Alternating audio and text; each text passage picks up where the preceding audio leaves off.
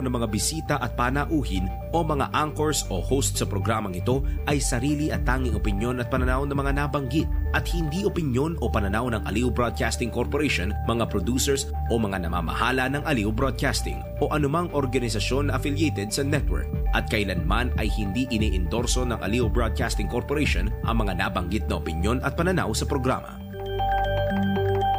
Ang mga balita, dudublihin ang pasada. Ang mga kontrobersyal, mga viral, mga trending na mga tao. Dalawang mas matinding papasadahan. Mga pangyayaring nakikita sa kalsada. Live na papasadahan. Tampalang John Ibanez at Drew Nasino. Doble ang lakas, doble ang tindi. DWIZ Pasada Balita sa DWIZ News, DWIZ News TV at Aliw Channel 23 at sa digital channels ng DWIZ. Huwag magpapaiwan para huwag maunahan. Pasada Balita.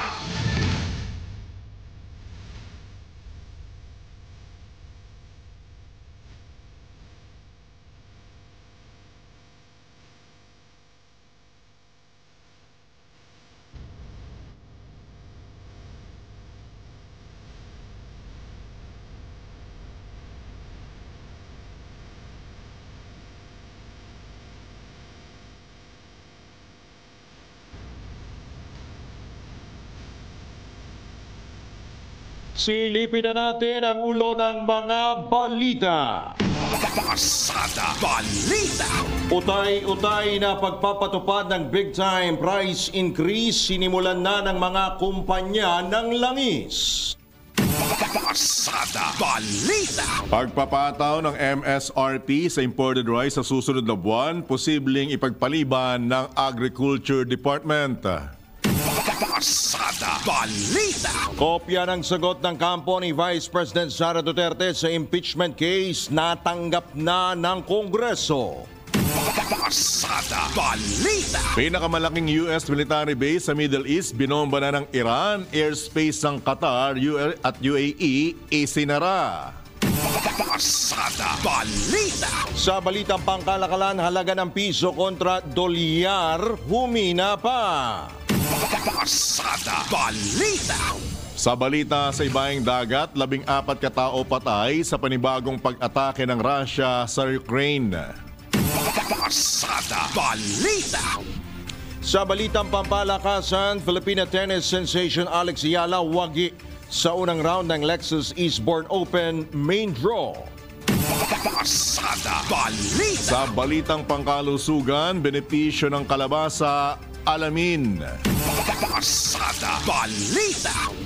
At sa showbiz, Maris Racal ibinida ang Audrey Hepburn-inspired Filipiniana look sa Taipei Film Festival.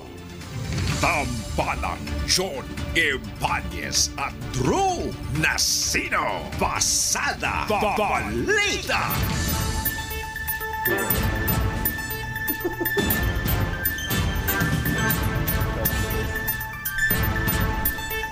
Magandang umaga, Luzon, Visayas, Mindanao, Mega Manila sa buong bansa sa buong mundo. Ngayon pong araw na ito ng Martes na, ngayon po ay Hunyo 24 taong 2025. Kayo pa rin po ay nakatutok, nakikinig at nanonood sa pamamagitan ng impilang may todong lakas, DWIZ 882 at Aliw Channel 23. Kami po ang inyong mga magiging tagapaghatid balita, Drew Nasino, Johnny Ibanez. Pasada Balita. Sa oras na 6 na sandali, makalipas po ang ika-6 na ng umaga, sa detalye po ng mga pumapasadang mga balita. Kapit na po, kapit mga motorista, mga mamang tsuper, mga operator dahil umarangkada na simula ngayong araw ang unang bugso ng malaking dagdag presyo sa mga produktong petrolyo. Ito'y matapos mapagkasunduan ng Department of Energy at mga kumpanya ng langis na gawing utay-utay o 2 araw ang pagpapatupad ng big time price increase sa magkakahiwalay na abiso na inilabas ng Chevron, Sea Oil, Shell Pilipinas. Magkakaroon ng piso at 75 sentimos na dagdag presyo sa kada litro ng gasolina. 2 pesos at 60 sentimos sa kada litro ng diesel, habang 2 pesos at 40 sentimos sa kada litro ng kerosino gas. Ipinatupad ng mga nabanggit na oil companies ang unang bugso ng dagdag presyo kaninang alas 6. Ngayon lang, mainit-init pa. Alas 6:01 ngayong umaga, habang alas 6:01 rin ng umaga sa Huwebes, Hunyo 26, para naman sa ikalawang sigwada ng oil price hike. Habang ikakasa rin ng clean fuel ang kahalintulad na price adjustment maliban sa kerosene mamayang alas 8:01 ng umaga. Tulad ng inaasahan, sinabi ng DOE na ang tensyon o tinukoy ng DOE na ang tensyon sa pagitan ng Israel at Iran ang pangunahing dahilan ng pagsirit muli ng presyo ng langis. Pasada Balita.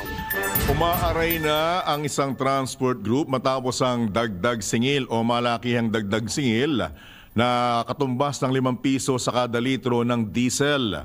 Ayon kay Piston President Modi Floranda, dahil sa taas singil sa mga produktong petrolyo, halos 500 pesos and 50 centavos o 550 pesos ang mawawala sa kita ng mga tsuper at maging ng operator kada araw. Git pa ng isa sa mga leader ng transport group sa bansa, imbis na ipangkain na lamang ang 550 pesos, nawala pa ito sa kanilang bulsa dahil sa taas singil. Hindi lamang anya sila ang maapektuhan nito, kundi pati na rin ang mga manggagawa at estudyante, gayong kasisimula pa lamang ng balik eskwela nitong nakaraang mga araw. Pasada Balita. Nakatutok na ang Department of Agriculture sa posibleng epekto sa sektor ng agrikultura ng kaguluhan sa Middle East o nagpapatuloy na bakbakan ng Israel at Iran. Ayon kay Agriculture Secretary Kiko Laurel, isa sa nakikita nilang maapektuhan ang mga inaangkat na produkto tulad ng pataba o fertilizer sa Gulf region. Kaya naman tiniyak ng kalihim na handa ang kanilang pondo para umalalay sa mga magsasaka at mangingisda sakaling lumala pa ang tensyon sa Middle East. Pasada Balita.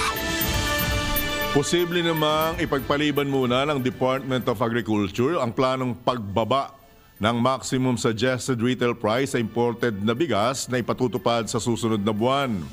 Ayon kay Agriculture Secretary Francisco Chu Laurel Jr., ikinukonsidera na lang iurong muna ang adjustment sa MSRP dahil sa epekto ng tumitinding tensyon sa pagitan ng Iran at Israel.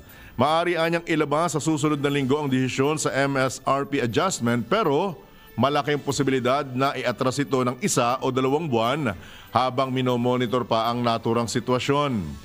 Tiniyak naman ng kalihim na tuloy pa rin ang plano ng DA na magdagda ng MSRP para sa frozen pork pagsapit naman ng buwan ng Agosto. Pasada Balita.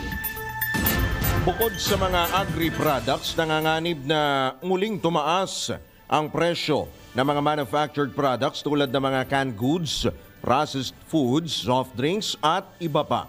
Ito ang babala naman ng Philippine Amalgamated Supermarkets Association o PAG-ASA sa sandaling ilarga na ang napakalaking dagdag presyo sa mga produktong petrolyo.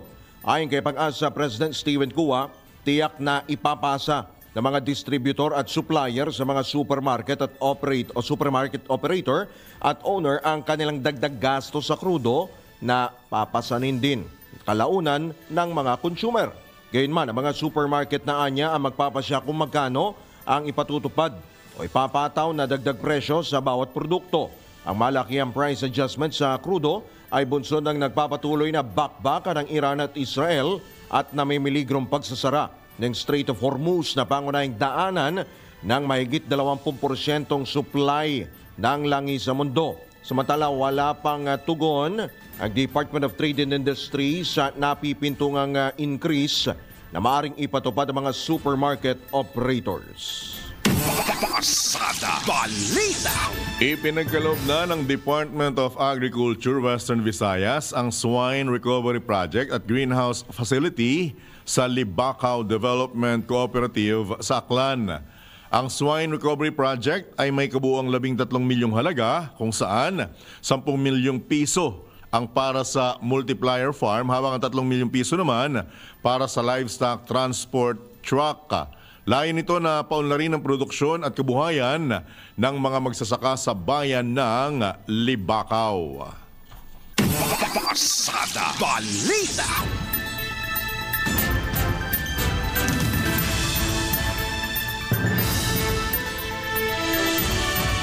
Sa iba pang paksa ng mga balita, natanggap na ng dalawang kapulungan ng Kongreso ang kopya ng ad cotellam o answer ad cotellam ni Vice President Sara Duterte kaugnay sa kanyang impeachment case. Una-unang dumating sa Kamara ang tugon ng Vice Presidente na tinanggap ng House Office of the Secretary General dakong alas 3:53 kahapon. Habang dumating sa Senado ang kopya ng kalintulad na dokumento, dakong alas 5:49 ng hapon, mag-aalas 5 na po ng hapon. Tinanggap ito ni Senate Secretary Attorney Renato Bantug kasabay ng pagsasabing ang paghahain ng kampo ng Vice Presidente ng pleading with caution ay posibleng paraan lamang upang maipakita na tumalima ito sa kautusan ng impeachment court na sumagot sa summons. Posible anyang may mga nakaabang pang argumento ang panig ng Pangalawang Pangulo na wala sa isinumiting answer ad cotellam. Nabatid na nitong Hunyo 10 ay nag-issue ng summons para sa Vice Presidente ang Senate Impeachment Court kasunod ang kanilang pag-convene bilang impeachment court. Pasada Balita. Ala prosecution panel may 5 araw para sagutin ang reply o pleading ng kampo naman ni VP Sara. Detalye mula kay birthday girl, Patrol 19, Celi Ortega Bueno. May 5 araw ang prosecution panel para sagutin ay sinumiting reply o pleadings ng kampo ni Vice President Sara Duterte, kung saan ay tinawag ni Vice President Duterte na scrap of paper o basura ang articles of impeachment laban sa kanya kaya hiniling niya sa Senate Impeachment Court na ito'y ibasura. Nagpasok din ang Vice Presidente sa impeachment court ng not guilty plea sa 7 kaso laban sa kanya ng Kamara. Nakapaloob ang mga ito sa 35 pahinang answer ad cotellam o answer without caution. Ito bilang tugon sa summon o utos ng impeachment court na sagutin ang Pangalawang Pangulo ang impeachment complaint laban sa kanya. Ipinadidismiss ng Vice Presidente ang impeachment complaint sa katwirang void ab initio o walang saysay mula sa simula dahil pang-apat itong isinampa laban sa kanya sa Kamara. Nalabag umano ito sa Constitution na isang impeachment sa loob ng 1 taon. Ikinatwiran din na wala ng articles of impeachment na nakasampa ngayon sa Senate Impeachment Court dahil ibinalik iyon sa Kamara. Sinagot din ng Vice Presidente ang mga aligasyon laban sa kanya na nasa articles of impeachment. Iginit na hindi nagpaliwanag ang Kamara kung paanong naging high crime at naging impeachable offense ang umano'y assassination plot niya laban kina Pangulong Bongbong Marcos Jr., First Lady Lisa Araneta at House Speaker Martin Romualdez. Sinabi rin na hindi factual, puro conclusion, conjectural at walang ebidensya ang paratang na may katwirang ang Vice Presidente sa paggamit ng confidential funds ng Office of the Vice President at Department of Education at ang paratang na mayroon siyang unexplained wealth. Lahat na nakapaloob sa sagot ni Bibi Sara ay lahat ay sasagutin ito ng prosecution sa loob na 5 araw. Ito sa Patrol 19, Celi Ortega Bueno para sa impilang metodong lakas sa DWIC. Nagbabalita ng tama, naglilingkod ng tama. Kapag may bagong balita, naka-on air, agad-agad, DWIC Patrol Report. Nilinaw naman ng Kamara na hindi ito nagsampa ng formal na reklamo laban kay Vice President Sara Duterte sa Office of the Ombudsman. Ito naman ang inihayag ni House Spokesperson Attorney Princess Abante sa gitna ng mga balita na inutusan ng Ombudsman si Duterte at ilan pang opisyal na sagutin ang alegasyon sa isinagawang investigasyon ng House Committee on Good Government and Public Accountability. Ayon kay Atty. Abante, bagaman hindi naghain ng anumang reklamo, tila kumilos ang ombudsman alinsunod sa rekomendasyon ng nasabing komite. Sinagawa ang hakbang ng Tanod Bayan matapos tanggapin ng mababang kapulungan ng findings at rekomendasyon ng komite kaugnay ng umano'y maling paggamit ng confidential funds ng Office of the Vice President at Department of Education noong panahon ni Duterte bilang kalihim. Nang tanungin naman kung ang Kamara o ang Good Government and Public Accountability Committee ang itinuturing na complainant, sinabi ni Abante na ang nasabing komite ang nakalagay sa heading. Gayunman, kanya pa itong titignan at babasahin muli, lalo't limitado ang kanyang detalyeng hawak habang ipinaliwanag din ni Abante na may kapangyarihan naman ang ombudsman na magkaroon ng inisyatibo sa pagsasampa ng reklamo. Pasada Balita. Samantala, Kamara dapat sumunod sa utos ng Senate Impeachment Court. Detalye, nagbabalik Patrol 19, Celi Ortega Bueno. Dapat na sumunod sa utos ng Senate Impeachment Court ang Kamara upang hindi magkaroon ng dahilan para iantala o hindi tuloy ang impeachment trial laban kay Vice President Sara Duterte. Ito ang mungkahi ni dating Senate President Franklin Drilon sa Kamara de Representantes. Tinutukoy ni Drilon ang order ng Senate Impeachment Court na magbigay ang Kamara ng certification na naayon sa Constitution ang isinampa nito na Articles of Impeachment laban sa Vice Presidente.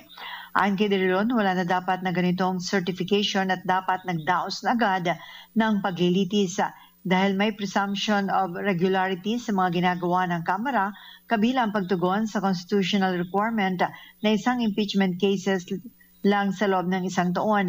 Kapag kasi anya hayaan ng Senado bilang impeachment court na questionin ang pagkakabuo ng articles of impeachment, malaking tanong kung pwede na rin nilang busisiin lahat ng ginawa na rin o ang lahat ng ginawa ng Kamara gaya ng pagkalap ng pondo para mabuo ang impeachment complaint.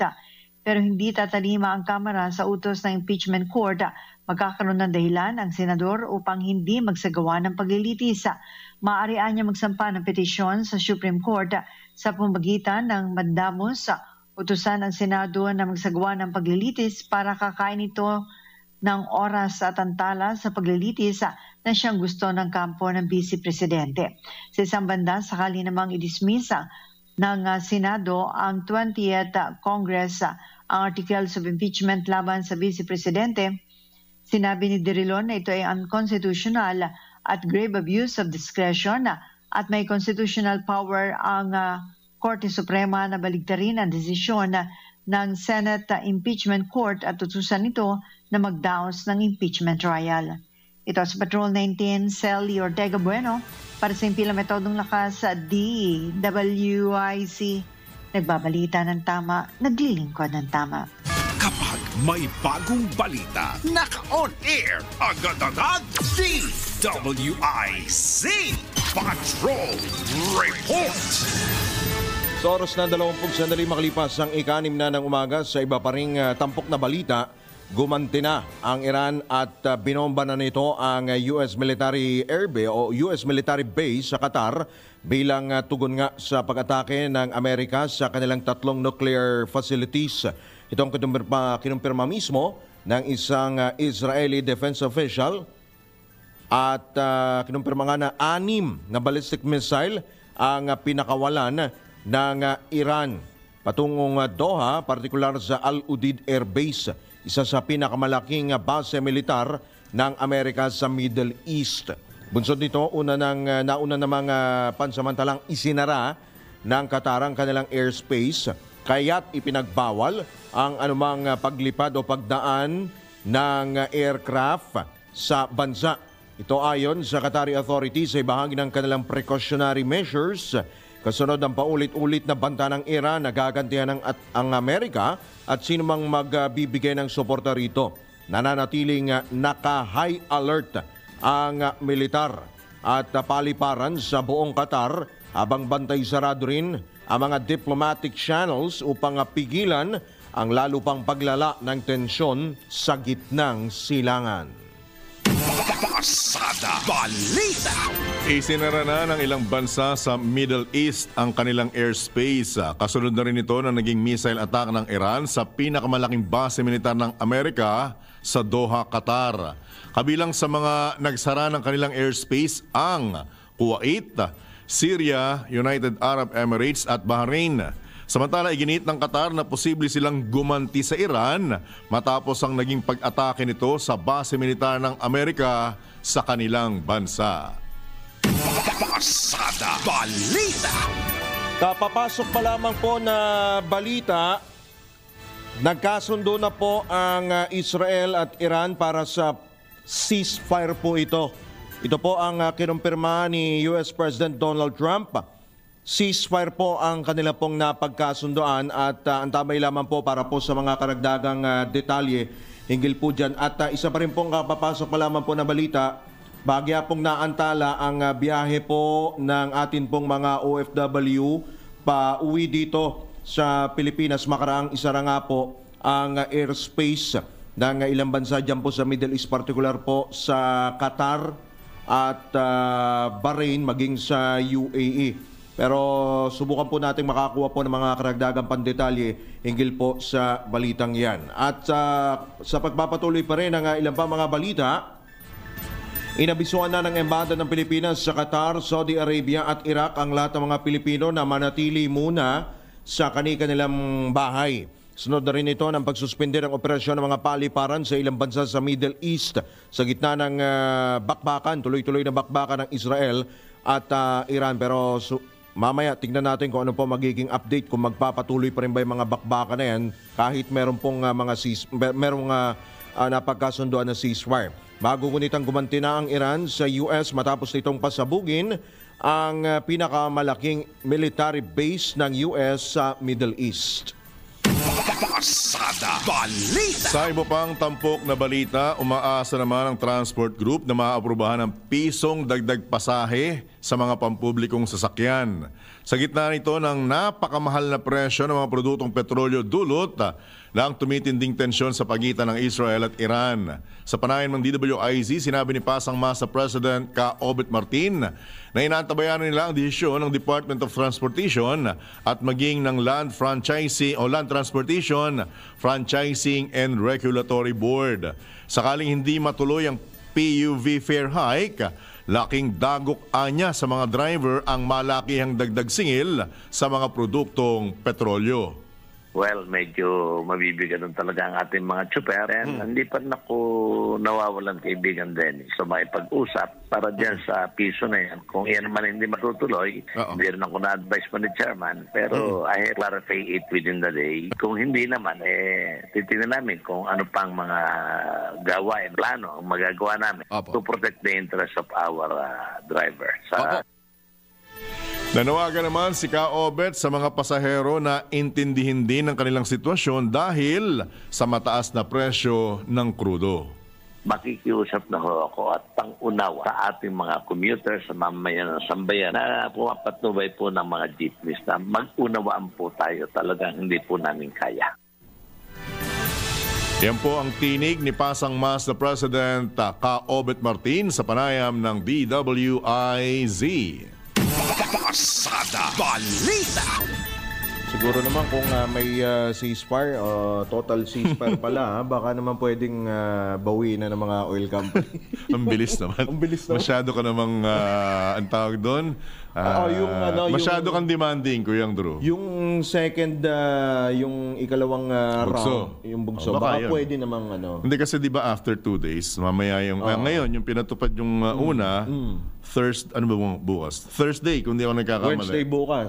Thursday. Tapos Thursday susunod. Ang susunod. Kung matutuloy ang ceasefire na yan, at talagang matitigil yung bakbakan sa pagitan ng Israel at Iran, pwedeng i-consider siguro. Pero kasi di ba sabi nga mismo ng DOE, pag nabili na yung crudo na yan or yung produkto sila yan, na may mga oil company na ang mukhang may diskarte kung paano nila gagawin ang pagpapatupad ng oil price hike o rollback sa presyo ng mga produktong petrolyo. Pero bakit kailangan DOE pa ang humiling?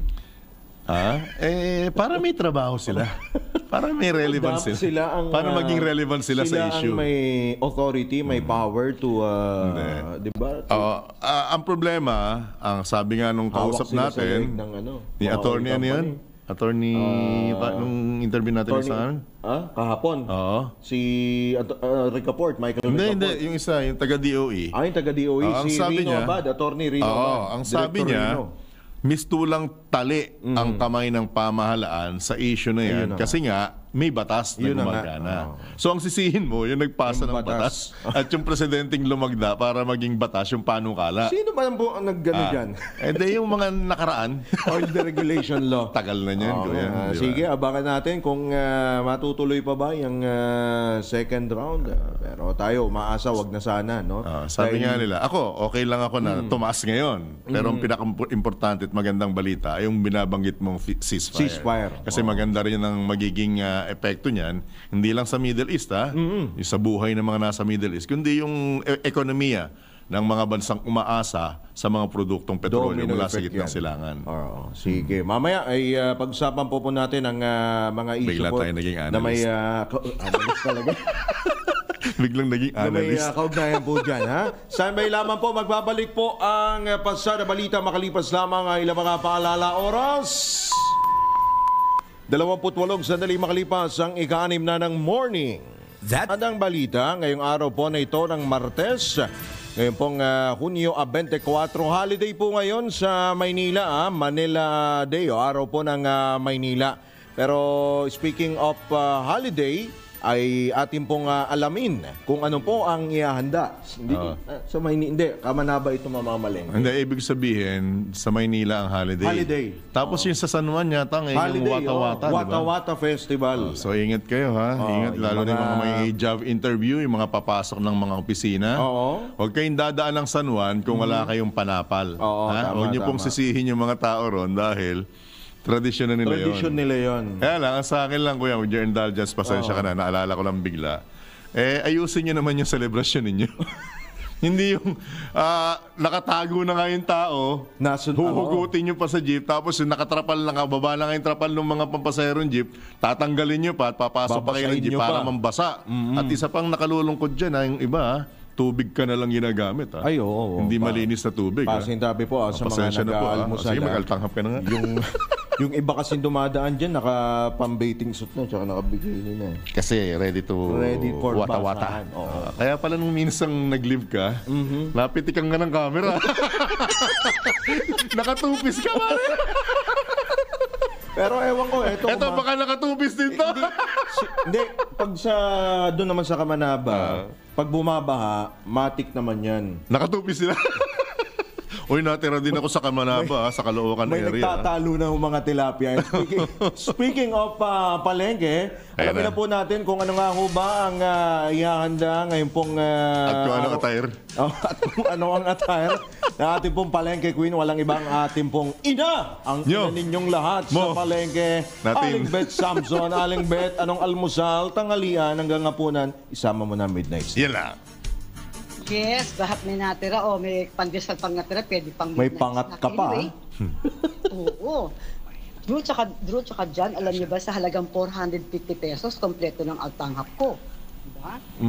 Dahil ang aking almusal, pandesal, halagang 40 pesos. Isa. Tapos ang aking palaman sa pandesal, siyempre kailangan may palaman-laman kahit na papano. Butter na 100 grams, 30 pesos lang yan. So 70 pesos ang almusal ko. Sa tanghalian, pinag-isa ko lang tanghalian sa kahapunan ko eh. Pero siyempre bigas muna. Okay. 40 pesos ang isang kilo ng bigas ko dyan. Maganda ba yung bigas mo? Napakaganda po. Bahat sa lugar na pinupuntahan. Kasing ganda mo ba yan, Aling Bet? Ha? Aling Bet? Makinis? Sinalat mo ba? Maputi ba? Sinalat, hinipo, inamoy-amoy, binuhaghag, talaga namang napakaganda. Walang halo yan, ha? Kasi yung, ito para sa kabatiran ng ating mga mamimili, meron kasing mga ibang nagtitinda hinahalo. Tama. Ganun nga yung ginagawa ng iba. Ginagawa namin, sasalat namin. Mahalata mo naman yan kung talagang pinaghalo kasi yung iba kasama yung palay tsaka iba. Matindi naman ang Baka may pagkakahalo. Makikita, para may mga bato-bato, yung mga kulay sa bukbok. bandang ilalim. Anyway, sa lugar ko naman, Drew, saka dyan, wala pa naman ako na-encounter na ganyan. Dahil pag meron, obligadong sasabihin ko sa programa natin Ay, para oo, ikaw pa ba? sa lugar nila. Ikaw pa ba? Diba? Yung, ako pa ba? Sumbong natin sa DA. Naku, talaga na, tatalakan ko sila, hindi pwede hindi. Anyway, yung giniling, kalahating kilo to, 210 Giniling, pesos, marami na yan kapag yan, ginisa mo eh. Mhm. Nilagyan ko siya ng red bell pepper, kahit mahal ang red bell pepper, 25 pesos. Yun namang patatas, 10 piso lang, dahil di naman gano'ng kataas ang patatas. Tapos bumili rin ako ng paminta, bawang at saka sibuyas talagang 20. Ang mantika ko, 15 pesos. Diyan sa Drew, dahil yaan ay hanggang hapunan. Siyempre, 10 boiled eggs ang ilalagay doon, tigil-tigil kami sa tanghalian. 10 ano? Tigil-tigil sa hapunan, 10 kaya 10 nilagang boiled eggs. itlog? 60 pesos lang yan. Ayan. So, kainaman dyan. Gaano kalalaki ang Kompleto itlog na mo, yung Aling aking Bet? Meal of the day. What? Gaano kalalaki ang mga itlog mo? Mga ano ba Ito, yan? medium na to eh. Medium? Medium na to eh. Medium kasi mababa itlog ngayon, Drew, dyan eh. Mababa itlog ngayon, hindi katulad dati. Parang yung kay Engineer 7 Rener, pesos mababa. is 50. O yan, Ner, mababa itlog ngayon. Mababa Ito, itlog magkano? Mm. Ayan. So, sa 70 pesos na almusal ko, at may tanghalian ako hanggang hapunan na 380. Aba, saan ka pa kung 450 lang ang budget? 450. Wow. May 50 ka pa pag may tatabi mo pa sa Alcanzar. Pero Aling Bet, bago ka magpaalam, kumustahin ka lamang namin ha? Kamusta ang Kamanava area sa nakalipas na magdamag dahil may mga ilang lugar sa Quezon City at Maynila na lumubog sa baha Usual. kahapon. Kamusta po dyan? Sa Kamanaba, hindi naman. At saka dito naman sa Kamanaba, lalo sa party namin, pag bumahama, madali naman mag-sink in. Madali totoo naman siya naman. bumupa. Okay. Kasi may mga pumping stations dun sa mga lugar ko eh. Sa Navotas, Malabon, meron. Valenzuela, may mga pumping stations din yan. Unlike before, pag naihiraw ang daga, baha na sa Kamanaba. Aha. Pero kagabi, kung paambun-ambun lang, hindi. Wag lang talaga aabot yung bagyo. Mismo tapat ng bahay ko, binabaha eh. Yun ang problema. Alright, sabi lang naman ng mga gobyerno, pati ng mga local government unit, ang problema lang naman sa baha tuwing tag-ulan, di ba? Kaya wag natin problemahin. Pag tag-araw, safe tayo lahat. Pag tagaraw kasi baha eh. Baha ng pawis. Pero hindi, di ba? Problema baha. Di ba sa Kamanaba, pag nag-high tide, nagbabaha rin? Oo, pag Di ba hanggang nag-ahitay. ngayon? Pag nagsabayan sa ulan, talagang Opo. grabe. Pag sumabay ang high tide sa bagyo, sa ulan, naku po. Killjoy talaga Magkakaroon tong Kamanaba area eh, no? May pagkakataon na Yes, baha sa po. kanila, maluwag sa ibang area sa Maynila. May lugar naman may panahon naman na baha sa Metro Manila, Kamanaba hindi. Oo, merong ganun KJ talaga. eh, Yung no? mga lugar na, yung mga catch basins, talaga Opo. nakakatakot yung area na yan. Lalo pag sila ay talagang saluhan ng mga ulan, saluhan ng baha, saluhan ng high tide, talagang kawawa. Sanay na rin sila eh, sanay na rin kami. Alright. Para sa Altanghap, Pasada Balita, Metro Patodet, Samson, siyempre nagbabudget tayo ng tama, araw-araw yan. Yo! Hindi pa dyan, tama ba? Yan, tamang-tama, Aling Bet. Oo. Man, si Aling Ano Bet yun? Samson, parang may... Ano yung sumingit na yun? may lumunok ka. May kumain. May napadigay. Digay pala, digay. Ano May ba napadigay. yan? Grabe. Alright, sa pagpapatuloy pa rin po ng ilang pa mga balita, nilinaw ng Land Transportation Franchising and Regulatory Board na hindi pa aprobado ang dagdag pasahe sa jeep. Ito po yung pisong provisional fare increase. Ayon sa LTFRB, nakabinbin pa rin ang pagsasaayos sa kasalukuyang rate ng pasahe habang hinihintay pa ang resulta ng pag-aaral ng National Economic and Development Authority o yung DepDep po ito na dating NEDA. Tiniyak ni LTFRB Chairman Attorney Teofilo Jojo Guadis III na ang desisyon sa panukalang taas pasahe ay isusunod o alinsunod sa rekomendasyon ng DepDep o yung Department of Economy, Planning and Development, alinsunod na rin sa regulatory protocols. Una nang inihayag ng ahensya ang posibleng pagpapatupad ng pisong taas pasahe sa jeep dahil sa patuloy nga na pagtaas ng presyo ng langis. Pasada Balita. Nagbabala naman ang Land Transportation Office sa mga motorista kaugnay sa kanilang plano na paigtingin ang kampanya laban sa mga hindi rehistrado at delikadong mga uri ng sasakyan. Ayon sa LTO, dapat tiyakin ng mga motorista na nasa mabuting kondisyon ang kanilang mga bihikulo at tiyaking ligtas pa rin gamitin. Sa isusulong na kampanya ng LTO sa darating na Agosto, kabilang sa kanilang sisitahin ang mga hindi rehistradong motorsiklo at pasong mga lisensya kasunod ng pagtaas ng bilang ng mga motoristang lumalabag sa nasabing kautusan nitong mga nagdaang buwan. Sabi pa ng LTO na ang sino mang lalabag sa kanilang direktiba, i-impound ang mga sasakyan at pagmumultahin ang mga operator. Ipinunto ng LTO na layo ng administrasyon ni Pangulong Ferdinand Marcos Jr. na mabawasan ang 35% o ng 35% ang road crashes sa bansa hanggang sa 2028. With your indulgence naman, Kuyang Drew, mga kabalitan-kabalitaktakan, high time na siguro na talagang higpitan ng todo ng LTO. Kung matatandaan ninyo, nasundan yung bus sa NLEX, nasundan yung sa airport. Nabalitaan mo ba yung sa Tagaytay, Kuyang? Ay, oo. Magpapacheck up lang yung mag-asawa kasama yung anak nila. 3 sila dun. Kasama pa yung nagmagandang loob lang na driver na ipagdadrive sila. Patay silang lahat dahil dun sa nag-trip na mga kabataan. Sakay ng van. Galing ng party-party, I understand parang kagagraduate lang, nag-party-party, nag-road trip.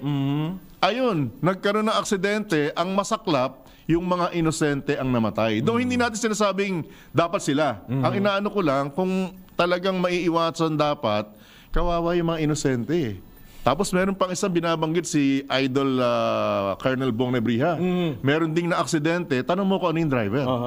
13 years old yung driver. Saan lugar yan? Hinahanap ko nga eh. Hinahanap yung detalye eh. Probinsya. Oo, sabi niya, anong meron?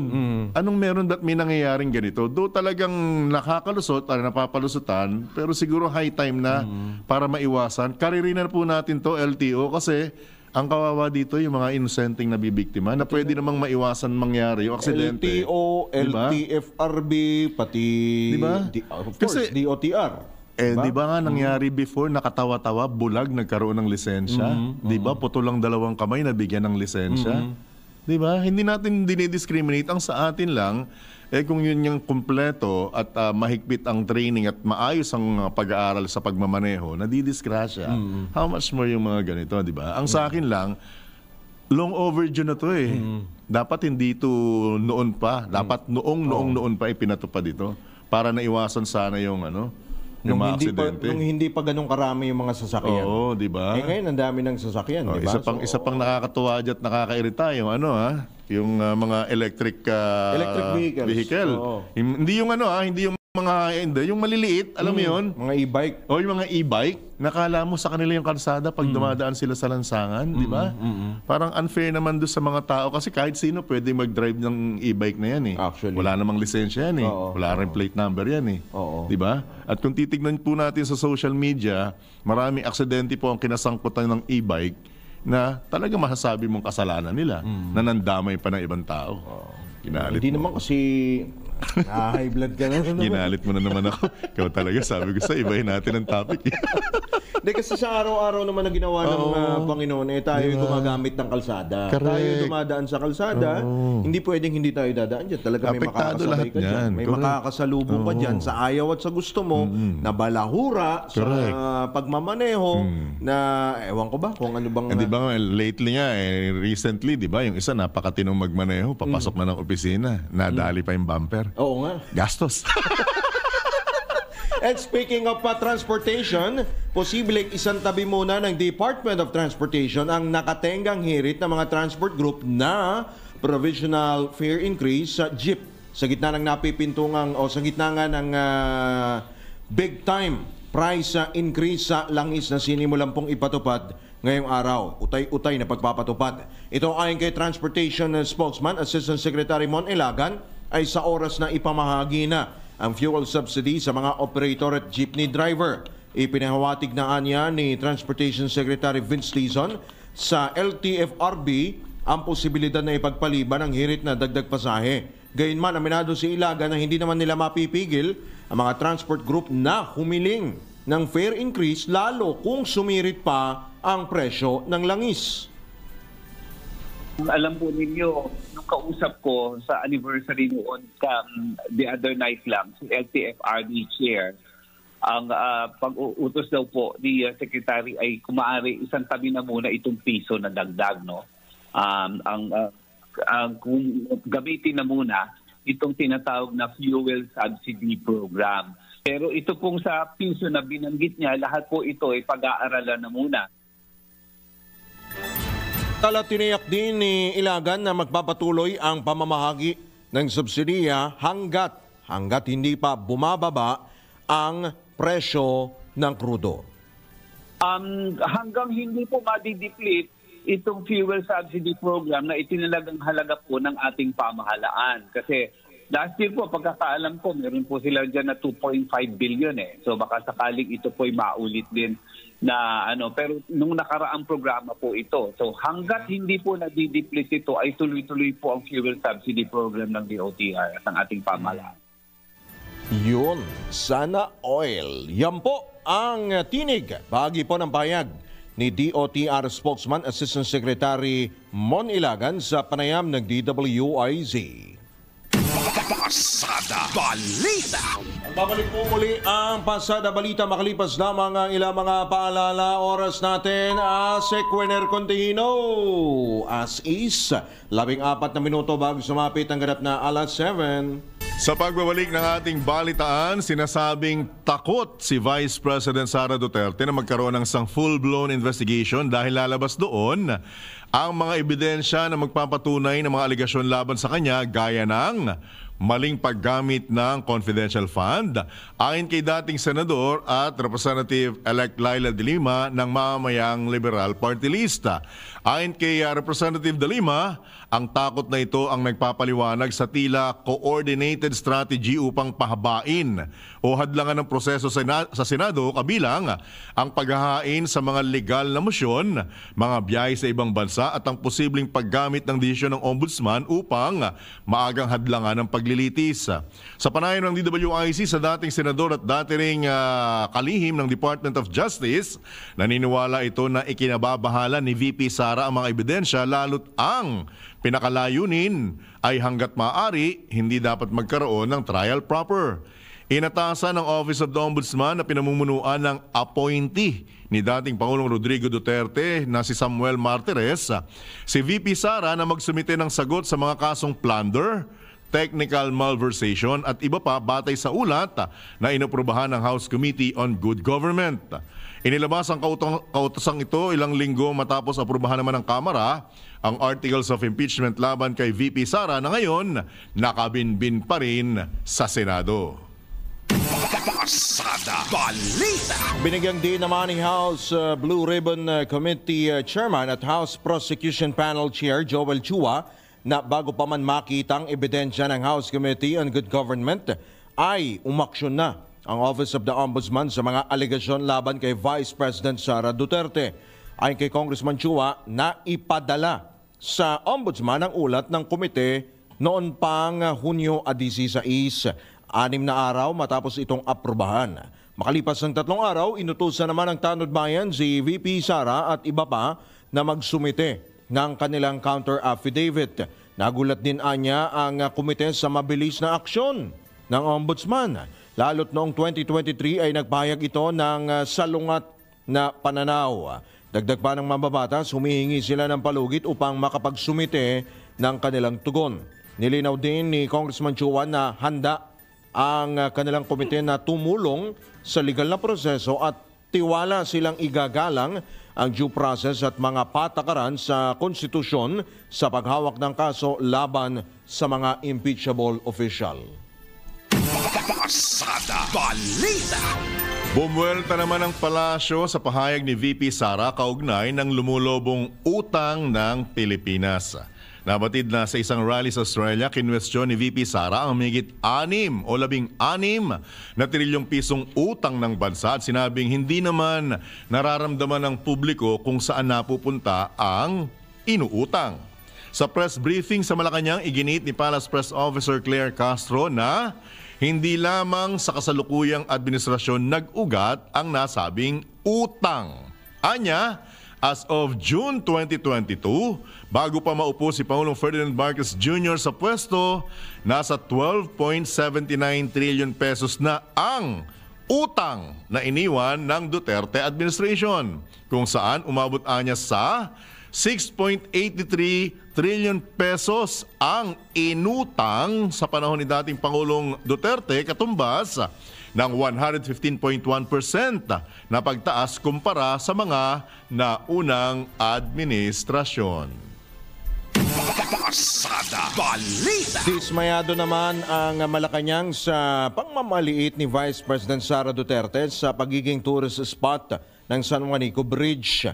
Sa press briefing sa Palasyo, binigyang diin ni Presidential Communications Office Undersecretary Claire Castro na ang nasabing tulay na may habang 2.16 kilometers at naipatayo noon pang 1973 ay simbolo ng kagandahan at engineering marvel, kung tawagin. Wala rin naman anya sa iksi o haba ng isang tulay ang pagiging tourist spot nito.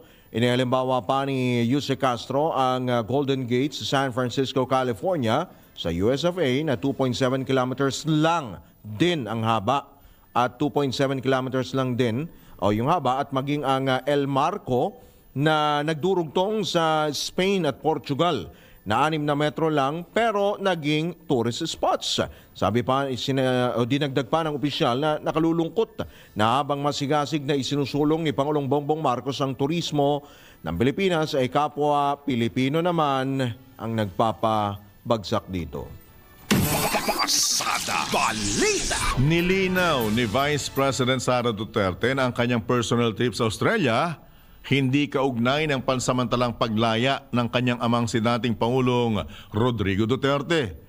Ito'y matapos niyang isiwalat mismo na kabilang ang Australia sa mga bansang pinagpipilian ng mga abogado ng kanyang ama sa International Criminal Court para sa posibleng pansamantalang paglaya nito. Matatandaan na noong Hunyo 12, opisyal na naghahain ng kahilingan ang pangunahing abogado ni dating Pangulong Duterte na si Nicholas Kaufman para sa pansamantalang paglaya nito patungo sa hindi pinangalanang bansa. Pasada Balita. Sa iba pang balita, tanggap po tayo ng report. Pangulong Marcos inaasang bibisita sa punong tanggapan ng PIDEA sa Quezon City ngayong umaga. Alamin po natin ang kabuuan ng report mula kay Patrol 13 Gilbert Perdes. Inaasang dadalaw si Pangulong Ferdinand Marcos Jr. sa punong tanggapan ng PIDEA o Philippine Drug Enforcement Agency sa lungsod ng Quezon. Makasama ng Pangulo bandang alas 9:30 ng umaga si PIDEA Chief Isagani Neres, Presidential Communications Office Secretary J. Ruiz at PNP Chief General Nicolas Torre III. Inaasahan sa pagbisita ng Pangulo ang paghingi nito ng update sa kampanya ng pamahalaan laban sa pinagbabawal na gamot. Ito'y sa gitna na rin ng pagnanais ng Pangulo na ibaba ang kampanya kontra iligal na droga sa mga kalsada, partikular laban sa mga malilit na suppliers at pushers. Sinabi ng Pangulo na inuna nilang tutukan ang paglaban sa mga sindikato at malalaking drug operations nitong mga nagdaang taon at isasabay na rin ngayon ang paghuli sa mga maliliit na tulak at gumagamit ng iligal na droga. Patrol 13 Gilbert Perdes para sa Impilang May Todong Las, DWIZ. Nagbabalita ng tama, naglilingkod ng tama. Pasada Balita. Samantala, pagkakabilang ng Pilipinas sa tinaguriang Worst Countries for Workers, pinaaksyon na sa Department of Labor. Detalye nagbabalik Patrol 19, Sally Ortega Bueno. Makabubuting aksyonan ng Department of Labor and Employment ang muling pagkakasama ng Pilipinas sa listahan ng International Trade Union Conference of Confederation bilang isa sa mga worst countries para sa mga manggagawa. Ito ang naging panawagan ni Senator Loren Legarda sa Labor Department. Ito na ay ika-9 na sunod na taong napasama ang ating bansa sa naturang listahan. Ayon kay Legarda, hindi dapat baliwalain lang ang datos na ito dahil reputasyon ng Pilipinas sa buong mundo ang nakasalalay pagdating sa karapatan ng mga manggagawa. Sa naturang report, tinukoy na laganap ang paglabag sa karapatan ng mga manggagawa at patuloy ang karahasan, banta at panunupil sa mga unyon sa Pilipinas. Kaya naman bukod sa pagsagawa ng sistematikong pagsusuri kasama iba pang ahensya ng gobyerno, pinatutukoy rin ng senadora kung aling mga ahensya ang may pinakamabisang mandato para tugunan ang mga issue. Kailangan na rin niya aktibong makipag-ugnayan ang DOLE sa kilusang paggawa at tulad ang mga usaping patungo sa mahalagang polisiya. Hiniling din ni Rigarda sa Labor Department na magsumiti agad sa Kongreso ng malinaw na listahan ng mga priority sa reforma na itiyak na schedule at akbang para masuportahan ito sa pamamagitan ng batas at pondo. Ito sa Patrol 19, Cel Ortega Bueno para sa Impilang Metodong Lakas sa DWIC. Nagbabalita ng tama, naglilingkod ng tama. Kapag may bagong balita, naka-on air, agad-agad, DWIC Patrol Report. Samantala, ipinagdiriwang ngayon pong araw na ito ng Martes, Hunyo 24, ang ika-454 na anibersaryo ng lungsod ng Maynila. Idineklara ng Malacanang bilang special non-working holiday ang araw ng Maynila sa bisa ng Proclamation No. 925 na nilagdaan ni Executive Secretary Lucas Bersamin, alinsunod sa utos po sa ngalan ni Pangulong Ferdinand Marcos Jr. Sa pangunguna ng NILAD Community, isang grupo ng mga tour advocates sa lungsod, isinagawa ang mga aktibidad bilang bahagi ng Dia de Manila o Araw ng Maynila. Kabilang dito ang Rizal Mysteries and Tales Tour noong Hunyo 21 na nagbigay linaw sa buhay ni Dr. Jose Rizal at isang special na tour sa San Nicolas na nagtatampok ng mga makasaysayang bahay na bato. Bahagi rin ng pagdiriwang ang isasagawang Mega Job Fair ngayong araw mula alas 10 ng umaga hanggang alas 5 ng hapon sa Robinsons Manila Padre Faura Wing sa tulong ng Department of Labor and Employment na magbubukas ng oportunidad para sa mga Manileños. Pasada Balita. Standby lamang po, magbabalik po ang himpilang may todong lakas DWIC 882 sa Telew Channel 23 para po sa mensahe po mula po sa ating ama ng himpilan mula po kay Boss D. Edgar A. Cabangon. Pasada Balita. Sa balitang pangkalusugan, benepisyo ng kalabasa. Alamin. Pasada Balita. At sa showbiz, Maris Racal ibinida ang Audrey Hepburn-inspired Filipiniana look sa Taipei Film Festival. Tambalang John Ibanez at Drew Nasino. Pasada Balita. Sa oras po na 5 sandali makalipas ang ika-7 ng umaga sa pagpapatuloy pa rin ng ilan pang mga balita, nakikiisa na rin si Pangulong Ferdinand Marcos Jr. sa mga kapwa world leaders na nababahala at nananawagan ng mapayapang pagresolba sa bakbakan, tumitinding bakbakan ng Israel at Iran. Sa press briefing sa Malacanang, sinabi ni Presidential Communications Office Undersecretary Claire Castro na ramdam ng pamahalang Pilipinas ang mga alalahanin ng mga leader ng ibang bansa dahil sa umiinit na tensyon sa rehiyon.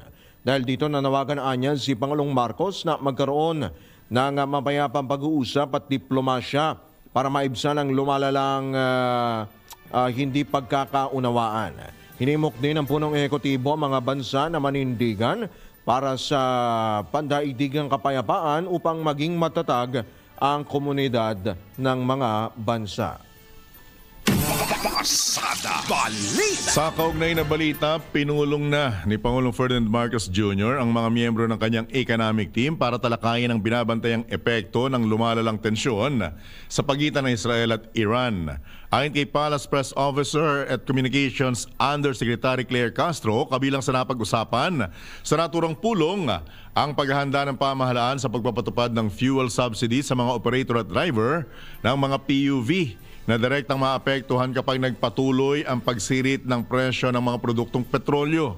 Sinabi ni Yusek Castro na may kanakalaan ng 2.5 billion pesos na pondo para sa fuel subsidy na layong maibsan ang epekto ng taas presyo ng mga produktong petrolyo sa mga PUV operator at driver pati na sa mga commuter. Naniniwala ang palasyo na magkakaroon ng domino effect o madadamay ang iba pang sektor kung magpapatuloy ang bakbakan ng Israel at Iran, partikular ang logistics at kalakalan. Pasada Balita. Samantala, tanggap tayo ng pag-uulat mula sa labas ng impilan. Publiko, pinag-iingat ng NBI sa job posting online. Alamin po natin ang kabuuan ng report mula kay Patrol 24, June Samson. Binalaan o pinaalalahanan ng Bureau of Immigration ng publiko na maging maingat o alerto laban sa sindikatong sangkot sa illegal recruitment. Inilabas ni Immigration Commissioner Joel Anthony Viado ang nasabing babala. Alinsunod na rin sa direktiba ni Pangulong Bongbong Marcos na paigtingin ang kampanya kontra human trafficking. Naharang kasi ng mga tauhan ng immigration ang dalawang Pilipinas sa NAIA Terminal 3 na nagpakilalang matalik na magkaibigan at sinabing papunta sila sa Singapore bilang mga turista. Pero agad naharang ang dalawa sa primary inspection dahil hindi nagtutugma ang kanilang mga sagot sa ugnay sa detalye ng kanilang biyahe na kalaunan ay inamin nilang papunta sila sa Albania. Ayon sa mga biktima, na-recruit sila para magtrabaho bilang household service workers kapalit ng 38,000 pesos na buwan ng sahod mula sa isang job posting online. Dinala na ang dalawang babae sa Interagency Council Against Trafficking para sa investigasyon at paghahain ng kaso laban sa kanilang recruiter. Patrol 24, June Samson, para sa impilang may todong lakas, DWIC. Nagbabalita ng tama, naglilingkod ng tama. Kapag may bagong balita, naka-on air, agad-agad, DWIC Patrol Report. Umaasa naman si Senator-elect Panfilo Ping Lacson na nakahanda na ang pamahalaan ng Pilipinas sakali mang mas tumindi pa ang tensyon sa pagitan ng Iran at Israel. Ito'y dahil may malaking posibilidad anya na magresulta sa digmaang pandaigdig o World War III ang ginawang pagbomba ng administrasyon ni US President Donald Trump sa nuclear facility ng Iran. Nauna nang inihayag ni President Trump na binomba ng US ang 3 nuclear sites sa Iran, kabilang ang Fordo, Natanz at Isfahan. Pasada Balita. Sa kaugnay pong balita, sa kapapasok pa lamang din po na balita, though kanina in-announce po ni US President Donald Trump yung total at complete ceasefire sa pagitan po ng Israel at Iran, ay wala siguro silang GC. Wala siguro silang, di siguro sila nag-uusap. Wala pa pong kumpirmasyon ang mga Israeli at Iranian officials tungkol nga po doon sa inanunsyo ni US President Trump. So hintayin po natin kung ano po ang magiging tugon ng Israel at Iran dito po sa anunsyo ng US. So tila namamagitan ang US dito po sa hidwaan po na ito ng dalawang bansa nitong Israel at Iran. At speaking of epekto po nung kaguluhan na yan, of course, talagang maglalatay po yan. Numero 1, sa presyo ng krudo, ayun na nga, nagsimula na ipatupad ito pong utay-utay na big-time price increase. At syempre, may epekto rin yan sa sektor po ng agrikultura.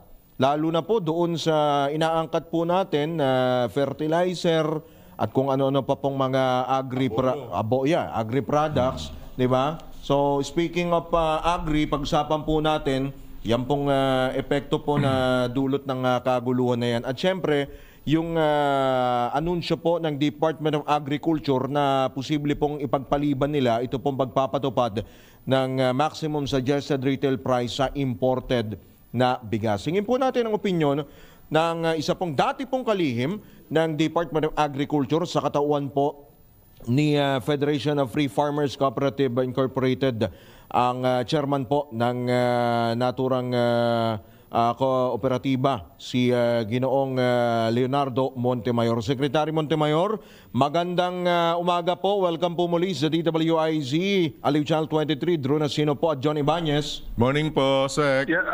Good morning po, Sec. Opo. Good morning. Good Opo. morning, Drew. Good morning, John. Salamat po, Salamat po Sec. na naman nakikinig sa program. Apo. Thank you so much sa pagpapaunlak po sa aming imbitasyon. Opo. Alright. Sec, dito po muna tayo sa sinasabi po ng Department of Agriculture na sila po ay nakatutok po doon sa posible po maging epekto na ito pong hidwaan dyan po sa Middle East sa pagitan po ng Israel at Iran. No? So, ang sinasabi po ni Secretary Kiko Laurel ay yung atin pong mga ini-import, of course, yung mga kagaya po ng fertilizer, di ba? Ay posible pong maapektuhan. Ano pa ho ba yung mga nakikita nyo na posible pa hong maapektuhan sa sektor po ng agrikultura? Siyempre, yung mga kwan din, ang immediate impact yung sa presyo ng diesel sa gasolina. For example, yung mga mangisda natin, ang ginagamit po nila sa kanilang mga makina, pag sila yung pumalaot sa dagat, ay gasolina, diesel po sa mga irrigation pumps, mga makinarya. So magkakaroon po ng impact yan sa presyo eventually po ng pagkain. Pati po yung marketing. Siyempre, ginagamit ng mga farmers natin, yung mga sasakyan, mga jeepney, mga tricycle, mga truck sa paggalaw po ng kanilang mga produkto. So that will be one of the immediate impacts din po. Immediate, Ginoong Montemayor, sinong unang-unang ikangay papasan ng problemang ito? Ang magsasaka ba, ang middlemen ba, ang traders ba, o sa pool pati ang mga consumer? Lahat po yan sila pong magpapasan yan. Kasi pinapasa naman po lalo na po yung ating mga mga negosyante, kung tumaas naman po yung kanilang gastusin sa pamimili po ng mga pagkain o produkto ng farmers, pinapasa naman po nila yung kanilang dagdag na gastos sa ating mga consumer. So with your indulgence, Ginoong Montemayor, hindi naman ngayon lamang sila nag-ani, di po ba? At saka yung mga binili lang supply ng bigas, nung mga nakaraang anihan pa. So marapat lamang po ba na maapektuhan ngayon sa nangyayaring gulo sa Middle East yung presyo ng mga produkto nila kung noong mga nakaraang buwan o araw pa nila binili o nakuha ang produktong ito, sir? Magkakaroon din malamang ng effect kasi hindi naman lahat ng supply po nila ng halimbawa ng bigas o palay nagigilingin pa ay dinadala na po sa palengke. So over time, yung kanilang mga stocks, pag-deliver po nila siyempre sa mga, sa Balintawak, dito sa Manila, Divisoria, magmamahal din po malamang yung transport costs ng mga yan. Okay, so talagang immediate yung impact, Ginoong Montemayor? Maybe, but not as heavy dapat compared kung tumagal po itong sigalot na ito sa Middle East. Ba kayong pagtaya kung more or less magkano ang iaangat kung magkakaroon man sa presyo ng kada kilo ng bigas sa Ginoong Montemayor? Mahirap pa nating masabi yan kasi Opo.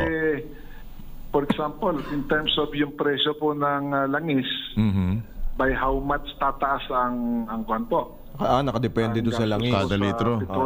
Petroleum-based products. Gawa po nitong sigalot po sa Middle East. Okay. So, pero yung supply naman natin ngayon, imported, yung imported na tinutukoy. Yung pag-aangkat natin, hindi ba yan maapektuhan? Wala bang epekto yan? Kasi of course, yung mga maghahati diyan, baka magpatong din ng presyo, lalo yung mga yung mga barko, 'di ba? Wala bang yon? Wala bang epekto yon, Secretary? Sa palagay ko naman, eventually, magkakaroon ng kanyan, impact Minimal o malaki? Oo. So, we should be prepared na magmamahal din yung mga imported products natin. Kagaya po ng bigas, karne po, ng manok, baboy, even pati na po yung isda. And other syempre, nag-i-import din tayo ng isda. Agricultural products natin. At saka down the road, siyempre pati presyo po ng oil-based ng mga produkto na ginagamit po sa pagsasaka at pangingisda. Kagaya po ng gasolina sa ating fishing vessels, and then yung mga tataas ang diesel cost po sa ating irrigation systems, farm machinery, lahat po yan ay magkakaroon po ng kanyan. Cascading effect po yan in terms of presyo po. Okay. In speaking of importation, Ginoong Montemayor, hindi pa po ba dapat tayong ihinto dahil kaaani lang natin at hindi po ba sapat ang supply ng bigas sa mga oras na ito para maiwasan po yung epekto sa importasyon ng taas presyo ng mga produktong petrolyo? Sir? Unfortunately, sa kaso kasi ng bigas, palaki ng palaki yung ating kakulangan sa supply po ng bigas taon-taon. So, alpawa po in 2024, estimate ko baka mga 30-35% ng ating rice requirements sa buong populasyon natin. Yan po ay nagmumula po sa importasyon, especially from Vietnam. So, bakit po? Bakit po tumataas ang importation natin? Lumalaki populasyon natin or ano po? Sumasabay yung ating paglaki sa local rice production sa paglaki rin ng ating populasyon. Opo. May discrepancy. Opo, pero Ginoong Montemayor, noon pa pinag-uulit-ulitan natin mas pa lang kami ni Drew sinasabing rice producing country ang Pilipinas, agricultural country tayo. Bakit tayo kinakapos at kinakailangan mag-import? Tayo lang nagturo dyan sa mga kalapit bansa natin kung paano magtanim ng palay, di po ba? Oo. Combination niya ng several, ng several factors. Siyempre, isa dyan yung panahon, yung klima. Pagka siyempre matitindi yung mga bagyo, tapos mga El Nino, at iba pa. Siyempre, bababa po yung ating production. Pero mahirap po pong control mga yon. Pero pagdating po sa mga controllable factors, palay ko dapat dyan pa natin pag-ibayuhin ang ating mga kwadpo.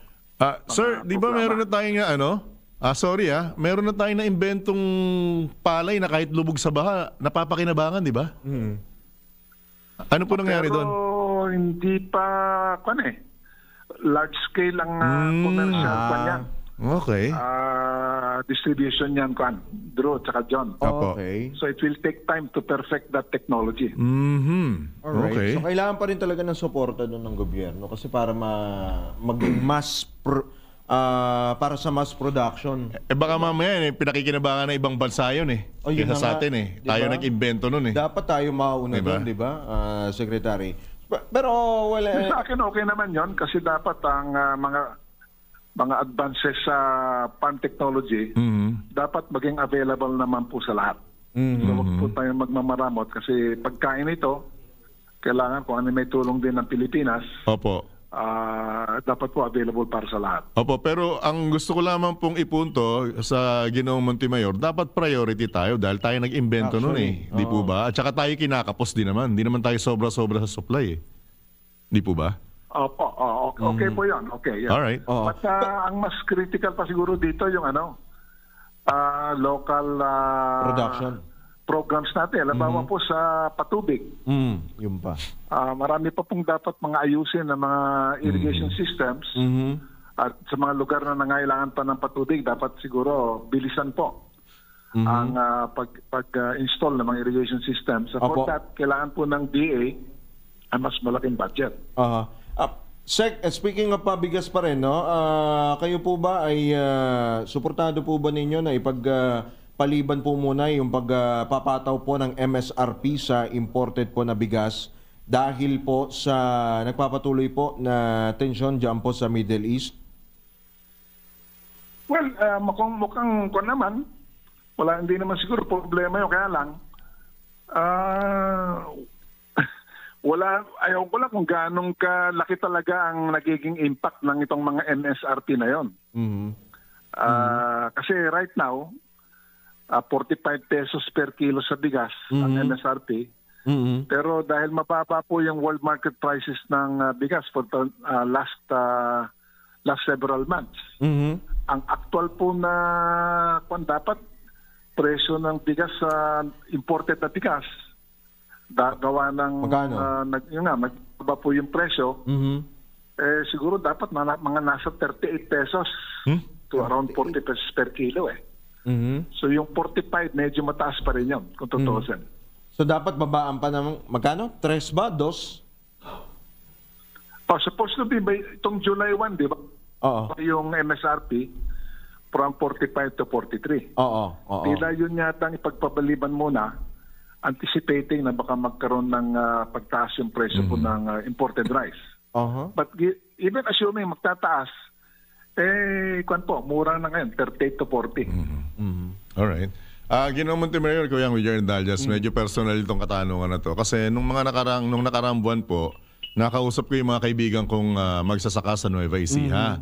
Kumbaga parang matapos nilang matuwa sa 26 pesos kada kilong kuha sa kanila ng palay at bigas, umabot po sa puntong 16 pesos na lang, ayaw pang kunin sa kanila yung kanilang mga ani. May magagawa po ba kayong hakbang dito, Ginoong Montemayor, para matulungan naman itong ating mga kababayang magsasaka? Kasi kung tutuusin, nagpiesta sila ng ilang mga linggo or buwan lang do sa 26 pesos. And then after that, 10 piso naman ang ibinaba kagad ng presyo ng bigas nila at binabarat pa hanggang 13 pesos kada kilo. Ginoong Montemayor, may magagawa po ba tayo rito sa inyong hanay? Unang-una, tama yung report ninyo, no? Grabe talaga yung pagbagsak ng presyo ng palay. Kasi last year kasi yan umabot po ng more than 25 pesos per kilo yung buying price ng palay, including yung binibili po ng National Food Authority. Pero this year, lalo na itong second quarter ng 2025, to as low as even 10 pesos per kilo ang bilihan ng palay. So, karamihan po ng mga palay ngayon nasa kamay na po ng mga trader. Ng traders? Ilan po dyan, nabili po ng National Food Authority, pero napakababa po ang bili po ng trader tsaka ng NFA. Pinarat talaga. Tumatangis na yung mga magsasaka, sir. May mga farmers pa po tayo, however, halimbawa dyan po sa Occidental Mindoro, na naka-impact yung ilang mga palay po nila sa kanilang mga bahay. Dahil umaasa sana sila, makapagbenta po sila ng palay ng mas mataas na presyo sa National Food Authority. Pero napakahirap naman ang pagbebenta po sa NFA ngayon. Kaya ang daming mga farmers po natin, lalo na po dyan sa mga bayan po ng San Jose, Magsaysay, Rizal, Calintaan, sa Occidental Mindoro, as well as in other provinces na may stocks pa po sila. Pero hindi sila makabenta sa NFA. Ubod po ng pagiging stricto po ng NFA. At saka in some cases puno pa yung bodega. So sana po kung mapabilis po ng NFA at luwagan po yung kanilang pamimili, may makakatulong ng konti po yan sa ating mga farmers na meron pa pong palay. Alright. At Yaman Dilama, binabanggit mo yung NFA, Secretary, dahil meron pong bill na binalangkas para po maibalik po yung regulatory powers nito pong NFA para po mapababa pa at dagdagan pa marahil ang supply po ng bigas. Ano ho ang reaksyon nyo po rito, Secretary? Bukas po kami dyan sa mga panukalang yan na halimbawa i-review yung kapangyarihan ng NFA, halimbawa sa kwan. Lalo na po sa pamimili po ng palay. Pagbili. Sa magandang presyo. At saka magkaroon ng mas aktibong papel sa pagbibenta po ng subsidized rice sa ating consumer. Yun nga lang, dapat pantayin po natin na hindi po maulit yung mga nakaraang mga hindi magandang gawain po, mga anomalya po, na na nasaksiyan din po natin sa NFA nung sila po pa po ay may mas malaking kapangyarihan. Naabuso. Alright. Okay. Ako baka sana kung maging fruitful yan pong ginagawa po ng Department of Agriculture at syempre sa pagpasok na rin ng 20th Congress mukhang mayroong iniluluto na kung sakali silipin din pati yung rice tarification law, yung RTL para po kumbaga maremedyohan naman at mabigyan naman po ng solusyon yung Tumatangis na Tumatangis na po yung mga taong dahilan para hindi tayo magutom pero sila pamilya nila nagugutom na. Kumbaga sa palay, Secretary, dapang-dapa yung mga magsasaka. Diba? Masakit. Hopefully, sa pagpasok ng 28th Congress. Secretary, baka meron ho kayo mga panawagan sa ating pong Department of Agriculture, sa ating din pong mga kababayan, mga kapwa po natin sa sektor po ng agrikultura. Opo, sa harap po nitong hinaharap at harapin nating mga hamon, lalo na itong dulot po ng gera po sa Middle East. Panahon po talaga na magkapit-bisik tayo lahat. Lalong-lalo na po yung ating mga magsasaka at kasama na rin po ang ating pamahalaan. So magtulungan po tayo para maharap po natin ng maayos itong mga problemang ito. Maraming salamat as always po, Ginoong Montemayor, sa pagiging suki na ng programang ito. Good morning, sir. Good luck at ingat po kayo. Ingat po kayo, Secretary. Maraming salamat po. Apo. Salamat po. Si dating Agriculture Malungkot Secretary at ngayon po ay Chairman po ng Federation of Free Farmers Cooperative. Malungkot ako. Grabe naman. Kasi mismong siya, kinumpirma niya yung sinabi ko. Kasi first-hand info naman yun. Harap-harapan yung mga pamilya na magsasaka kausap ko. At mismong yung ama ng tahanan na magsasaka, ang kausap ko nun sa Nueva Ecija. Bray mo rice capital of the Philippines. Tinatago na lang sa kamalig. Rice producing country, agricultural country ang Pilipinas. Dati ang mga yan, sa atin lang naninikulohod yung mga yan para kumuha ng bigas. Doon sa Nueva Ecija, akalain mo't hindi, nagpo-produce, di ba, nagsasaka doon, nagsasaka kami, nag-aani naman, di ba? Pero nagtitinda pa rin ng bigas. Ng imported na bigas. Irony, Yes, actually. Pero sa gaya mo kasing hasindero, hindi naman halata na apektado ka. Ay, hindi naman hasindero. Grabe naman. Kaya nga hindi kita kinakausap tungkol sa bigas. Hindi, kasi ang karamihan doon, bigas tsaka sibuyas. Kaya ako, sa totoo lang, malapit sa sikmura. Literal talagang malapit dahil kinakain natin araw-araw. Kanin di ba? Kanin talaga. Tapos sila pa yung napapabayaan. Parang karpintero lang yan Kung sino pa yung karpintero, siya pa yung walang sariling bahay. Di ba? Masakit para sa akin yan. Kasi, though hindi man ako anak ng magsasaka, karamihan naman ng kakilala at kaibigan natin, mga magsasaka na ikaw, lalo ka na. Kaya lumaki ka sa palayan. Di ba? Pinaparentahan na lang yung mga... At anak ka ng isang hasindero. Hasindero talaga. Oo. Maglulupa. Kaya nga. Diba? Hindi naman halata sa'yo. Kasi down to earth ka. Wow. Commercial ka na. Hinihintay na tayo ni Agriculture Secretary. Agriculture Secretary Winner Contihino. Dahil ang oras po natin... Hirap na po ang 7:30 ng morning. Tapos po na 36 na sandali makalipas po ang ikapito na ng umaga. Sa pagpapatuloy pa rin ng ilang pang mga balita, tanggap pa tayo ng ilang pang reports. Malacanang muling bumuelta sa mga patutsada ni Vice President Sara Duterte. Alamin po natin ang kabuuan ng report mula kay Patrol 13 Gilbert Perdes. Iginiit ng Malacanang na mismong si Vice President Sara Duterte ang nagpatunay na maganda at gumaganda ang ekonomiya ng Pilipinas. Ayon kay Palace Press Officer Undersecretary Claire Castro, pag-amin nito sa hanay ng Vice Presidente nang sabihin daw nitong sa papel lamang ang umano'y maganda ang takbo ng ekonomiya ng bansa.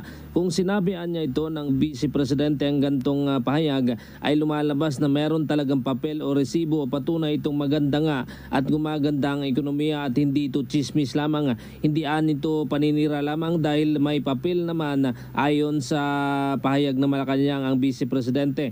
Tanong pa ni Attorney Castro, hindi ba nakikita ng pangalawang Pangulo ang tulong na naibibigay ng Bukas Centers, ang paglaki ng PhilHealth coverage, ang murang bigas, fuel subsidy na binibigay sa mga nangangailangan at marami pang iba. Patrol 13, Gilbert Perdes para sa Impilang May Totong Las, DWIZ. Nagbabalita ng tama, naglilingkod ng tama. Pasada Balita. Samantala, pagbibigay solusyon sa mga amnesty concern ng mga dating rebelde, tututukan ayon mismo kay Secretary Carlito Galvez. Detalye mula kay Patrol 17, Jopel Palenio. Bumisita si Presidential Advisor on Peace, Reconciliation and Unity Secretary Carlito Galvez Jr. sa headquarters ng 10th Infantry Aguila Division sa Camp General Manuel T. Yan Sr. Mawab, Davao de Oro. Mainit na sinalubong si Secretary Galvez ni 10th ID Commander Major General Alan Hambala nang dumating ito sa kanilang himpilan. Dito nakipagdialogo ang kalihim sa iba't ibang people's organizations na kinabibilangan ng mga peace advocates na mga dating rebelde. Inilatag ni Galvez ang mga hakbang upang matugunan ang kanilang mga hinaing ukol sa mga programa ng pamahalaan gaya ng ongoing na amnesty program, livelihood support, access to education at housing assistance. Ayon sa militar, isinusulong ng gobyerno ang mga programang ito sa pamamagitan ng whole of nation approach para sa tuloy-tuloy na hangaring makamit ang pangmatagalang kapayapaan sa buong bansa. Samantala, bahagi din ng event ang ceremonial turnover ng Safe Conduct Process o SCP na inisyu ng National Amnesty Commission na may layuning bigyan ng temporary legal protection ang mga kwalipikadong peace advocates na malaking tulong sa kanilang pagbabagong buhay. Ito sa Patrol 17, Chopel Pelenyo para sa Impilang May Todong Lakas, DWIZ. Nagbabalita ng tama, naglilingkod ng tama. Kapag may bagong balita, naka-on air, agad-agad, DWIZ Patrol Report. Sa pagpapatuloy pa rin ng ilang pang mga balita, magpapatuloy ang administrasyon sa pagtatrabaho para pagaanin ang pasanin ng mga ordinaryong Pilipino. Ito ang tiniyak ng Malacanang sa gitna ng patuloy na pagbaba ng poverty incidence. Kasunod ang lumabas na self-rate poverty survey na nagsasabing 42% ng mga Pilipino ang nagsasabing sila ay hindi mahirap. Ayon kay Presidential Communications Office Undersecretary Attorney Claire Castro, malaki ang nagawa ng mga programa ng pamahalaan na may kinalaman sa pagpapalabas ng food availability and affordability, edukasyon at social welfare bilang sanhi ng pagbaba ng poverty incidence. Ayon idinagdag ni Jose Castro na ayon kay Pangulong Marcos ay makatutulong din ang mga inisyatibo na naglalayong pag-aani ng mga problemang nakaapekto sa small-scale businesses, public utilities, transportation services at street safety. Bumaba rin sa record low na 8% ang mga Pilipino nagsasabi na sila ay alanganing mahirap o alanganing may kaya mula sa 39% na naitala noong 2021.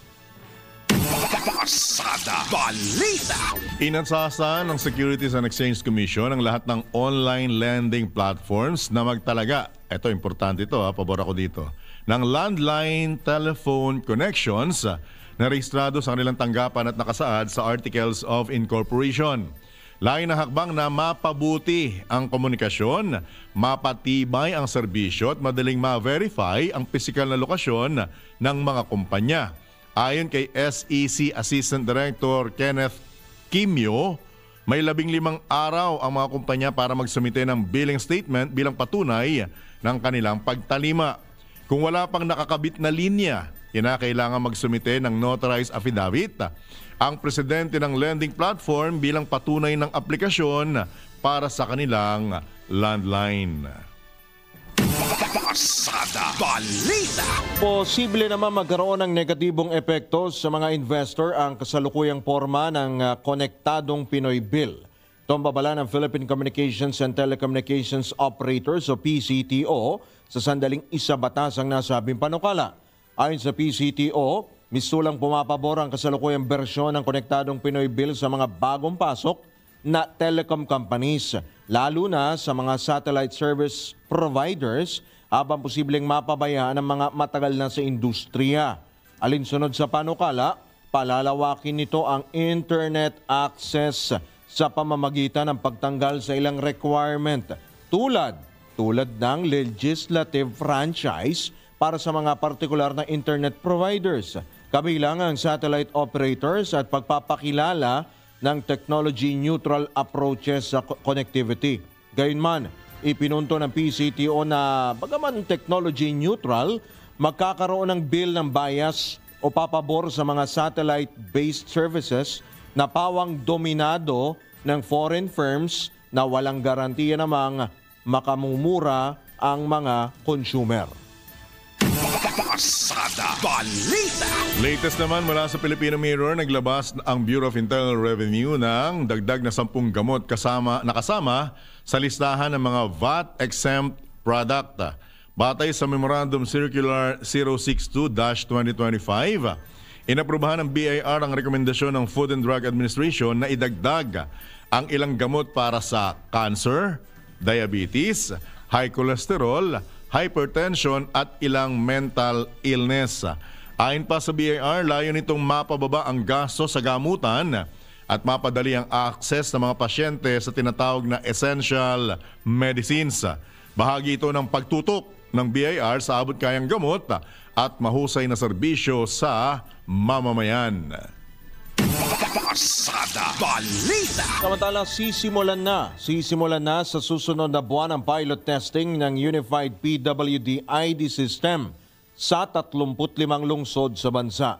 Ayon kay National Council on Disability Affairs Executive Director Glenda Reloba, magkakaroon ng iisang disenyo at issuing authority ang PWD ID na may kasamang, bago to may kasamang RFID at digital version para sa mas ligtas na paggamit.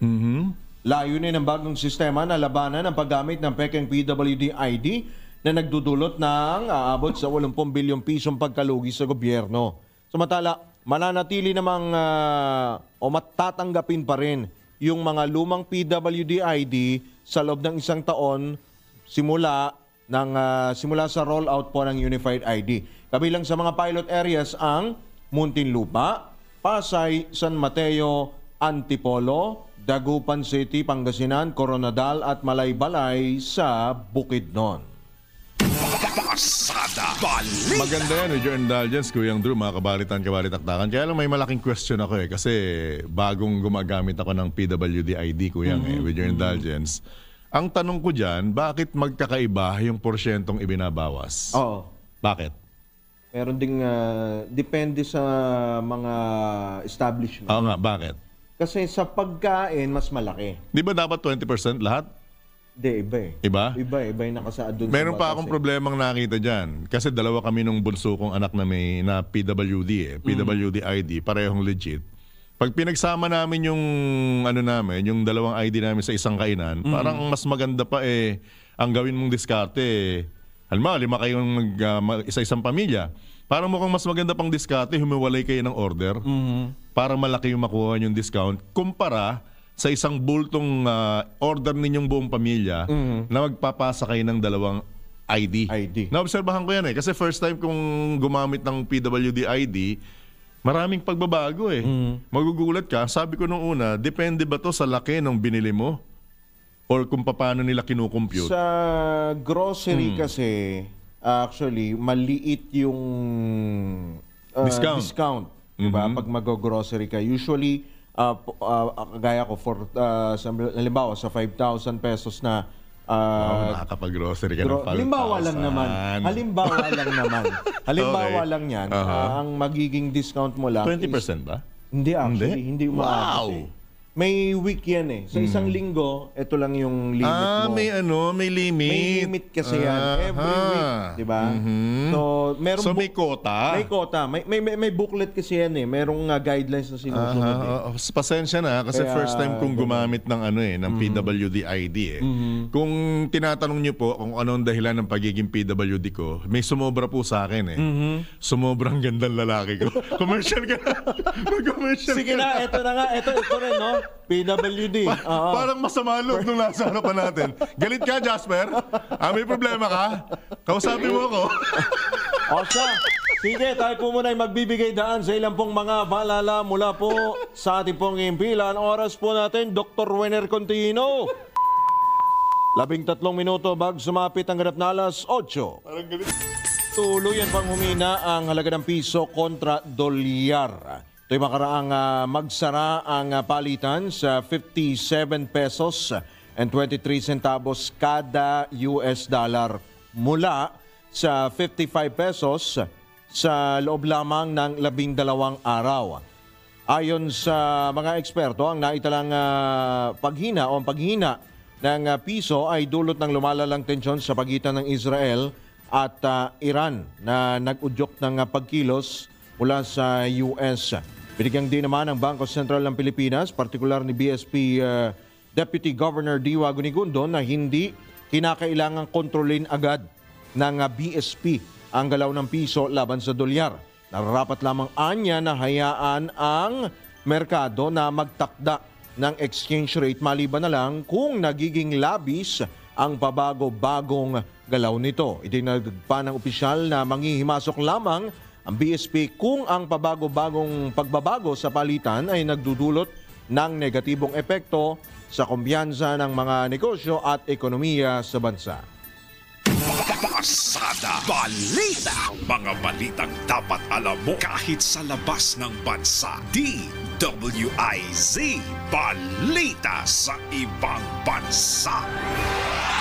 Patay ang 14 na sibilyan at maraming iba pa ang sugatan matapos paulanan ng mga drone at missiles ng Russia ang Ukraine. Tinatayang nasa 352 drones, 11 ballistic missiles at 5 cruise missiles ang pinakawala ng Russia sa Ukraine, kung saan 339 dito ang napigilan bago pa ito tumama sa mga target. Naganap ang sinasabing pag-atake nang bumisita si Ukrainian President Volodymyr Zelensky sa United Kingdom, kung saan pribado itong nakipagpulong kay King Charles III. Pasada Balita. Sa mundo ng palakasan, ang latest malalaman sa DWIZ Sports News.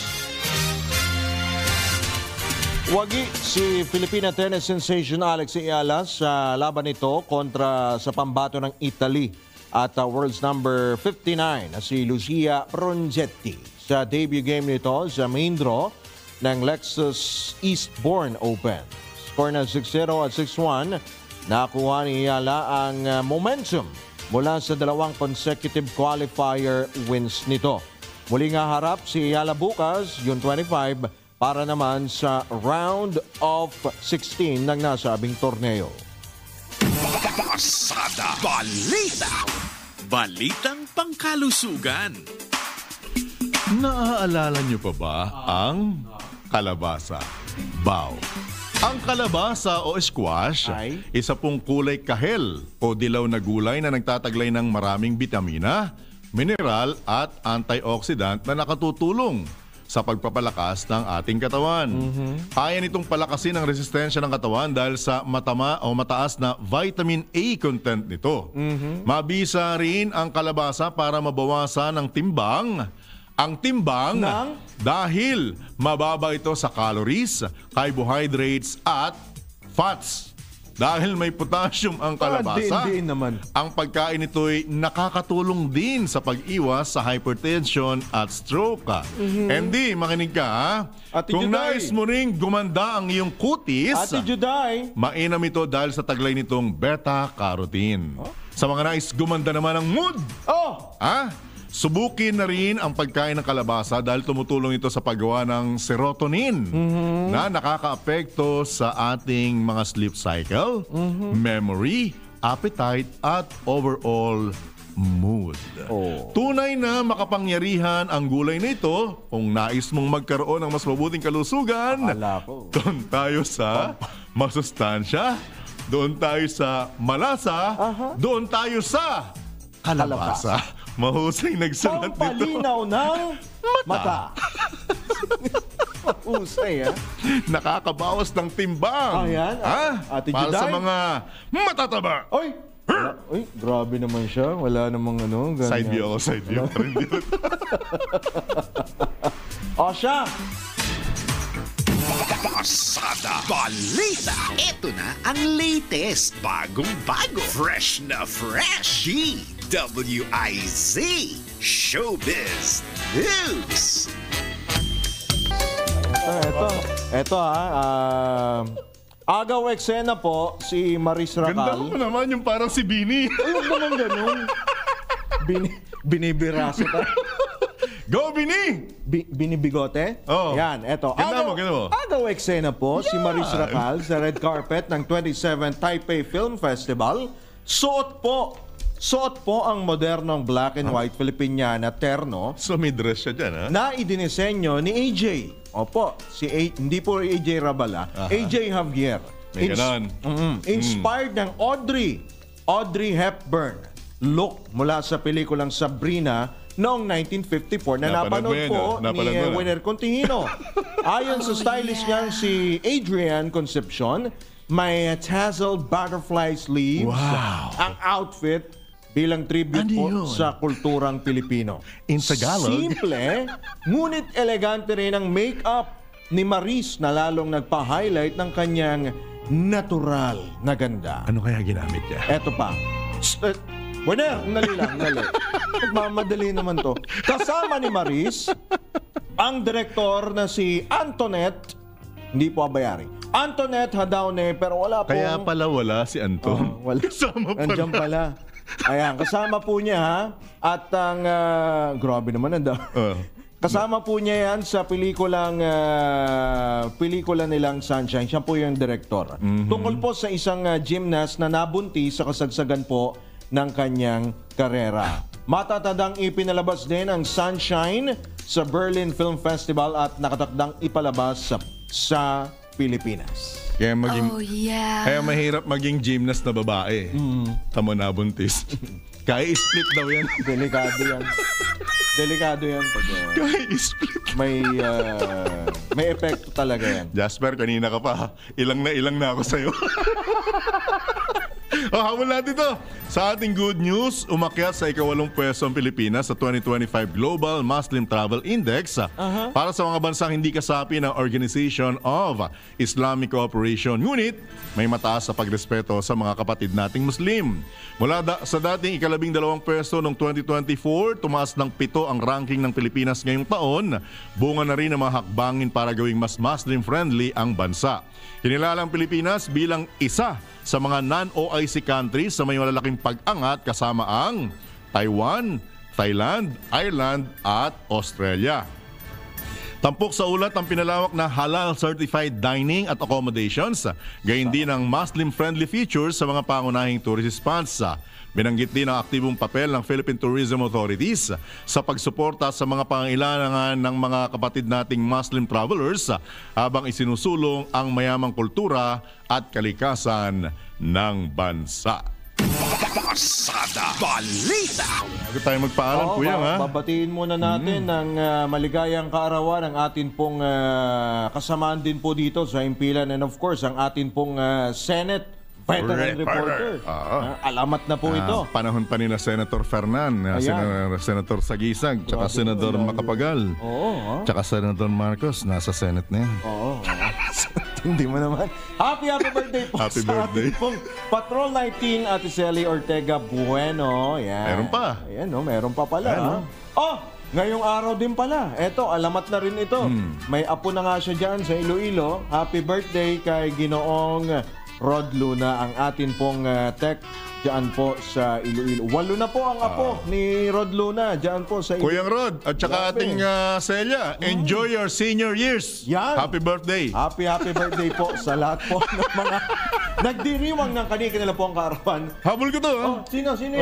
Yung quotation natin, yung kasabihan natin before, kasi baka sa mga susunod na araw magamit natin ito, ha? Tatandaan nyo po, to quote, may tenga ang lupa, may pakpak ang balita. Sundan nyo po yan sa mga susunod na araw, ha? Abangan nyo yan, abangan nyo. At dyan po tayo pansamantala po nagpapaalam sa ngalan po ng buong tropa ng DWIZ Telew Channel 23. Kami po ang inyong mga naging tagapagatid balita, Drew Nasino, Johnny Bañez, nagbabalita ng tama, naglilingkod ng tama. Saan may lamang susunod na palatunturang karambola. Oras po natin Ganap na pong alas 8 na ng morning. Happy weekend! Bye-bye! Ang mga balita, dudublihin ang pasada. Ang mga kontrobersyal, mga